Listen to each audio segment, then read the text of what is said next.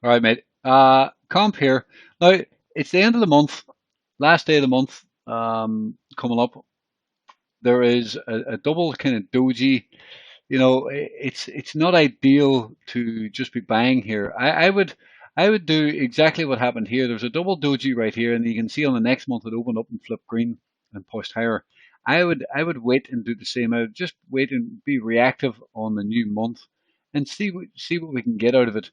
Like, there's a lot of mixed signals right now. Obviously, the market rejecting, there's selling pressure into the end of the month. Bitcoin rolling over a little bit. So we really need to see what we get. If we open up and we start flipping green, you can see that most of the green candles, I should say, do not have much downside, right? You can see all of these almost, they don't have any downside really. So what you want to see really is a very small downside and then flip green. And if it does that, then we can get long on this. And I think that's the safest way to play this at this point.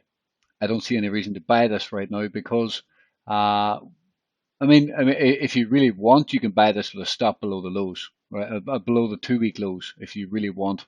But I would prefer to trade the new month at this point. You can see here, this is a bearish 2 week candle. Now that this candle implies that there should be more downside. Okay, so for the bulls to succeed here, we need to negate this 2 week candle and form a big bullish candle. That's not easy to do. So you just got to be careful on this.